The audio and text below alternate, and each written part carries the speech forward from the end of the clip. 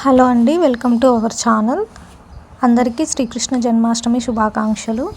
ఈరోజు నేను మీకు శ్రీకృష్ణుడి జననం గురించి ఒక స్టోరీ చెప్తానండి. ఈ వీడియోలో మీకు నేను శ్రీకృష్ణ జనన కథ వివరిస్తానండి. మహాభారత కాలానికి ముందే భూమి దుష్టరాజులతో నిండిపోయింది. వారు భూభారాన్ని భరించలేక భూమాత విష్ణువును ప్రార్థించింది. అప్పుడు భగవంతుడు స్వయంగా భూమిపై అవతరించాలని నిర్ణయించుకున్నారు. మధురలో యదువంశానికి చెందిన వసుదేవుడు అనే మహాశూరుడు ఉండేవాడు. అతను దేవకి అనే రాజకుమార్తెను వివాహం చేసుకున్నాడు.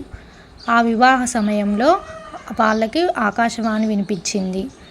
ఏమని అంటే, దేవకి వాళ్ళ అన్న పేరు కంసుడు. అయితే ఆ వివాహ సమయంలో ఆకాశవాణి ఇలా పలికింది: కంస, దేవకి గర్భంలో పుట్టబోయే 8వ సంతానం నిన్ను సంహరిస్తాడు అని చెప్పింది ఆకాశవాణి. అసలు కంసుడు ఎవరా అని అనుకుంటున్నారా?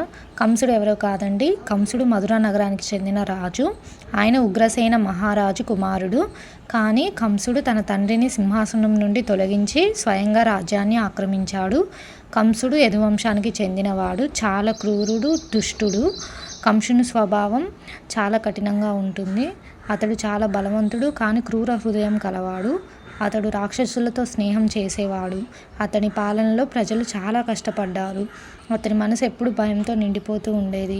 ఎప్పుడంటే ముఖ్యంగా ఆకాశవాణి చెప్పినప్పుడు దేవకికి పుట్టే 8వ బిడ్డ నిన్ను చంపుతాడనే వాక్యంతో కంసుడి స్వభావం ఇంకా మారిపోయింది. దానితో కంసుడు దేవకి వసుదేవులను జైల్లో బంధించాడు. దేవకికి పుట్టిన ప్రతి బిడ్డను క్రూరంగా చంపేసేవాడు. దేవకికి పుట్టిన ప్రతి బిడ్డను కంసుడు చంపేశాడు. దేవకి చాలా బాధపడేది. కానీ వసుదేవుడు ధైర్యం చెప్పేవాడు. దేవకికి 8వ బిడ్డ పుట్టే సమయం వచ్చింది. ఒక అర్ధరాత్రి రోహిణి నక్షత్రం వెలిగినప్పుడు చిన్న అందమైన బాబు పుట్టాడు. ఆ బాబు వేరే వారెవరో కాదండి, మన శ్రీకృష్ణుడు. ఆ బాబు నీలిరంగు శరీరంతో, చిన్న చిన్న చేతులతో, ముద్దైన నవ్వుతో ప్రకాశించాడు.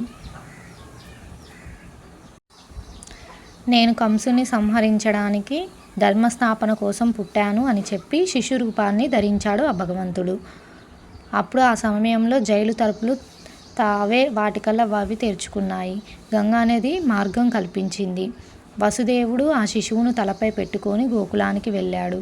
అక్కడ యశోద, నందుడు వాళ్ళ ఇంట్లో గర్భం దాల్చిన శిశువు పుట్టింది. వసుదేవుడు కృష్ణుని యశోదమ్మ పక్కన పెట్టి ఆ ఆడబిడ్డను తీసుకొని మధురకు వచ్చాడు. ఆ బిడ్డను కంసుడు నేలకేసి కొట్టగానే ఆమె మహాదేవి రూపంలో ప్రత్యక్షమై, నిన్ను చంపబోయే వాడిప్పటికే పుట్టాడు, నీవు ఆయన చేతిలో మరణించవలసిందే అని చెప్పి అదృశ్యమైంది.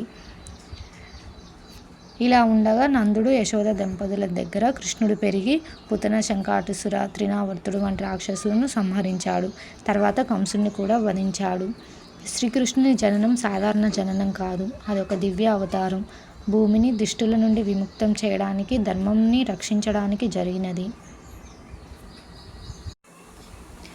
సంక్షిప్తంగా చెప్పాలంటే శ్రీకృష్ణ జన్మరహస్యం అనేది, ఆయన అవతారం కేవలం ఒక మానవ జననం కాదు, అదొక దివ్య అవతారం. జగత్ హితార్థం కోసమే జరిగింది. ఆయనను తత్వంగా గ్రహించిన వారు జనన మరణ చక్రం నుండి విముక్తి పొంది ఆయనలో లీనమవుతారు.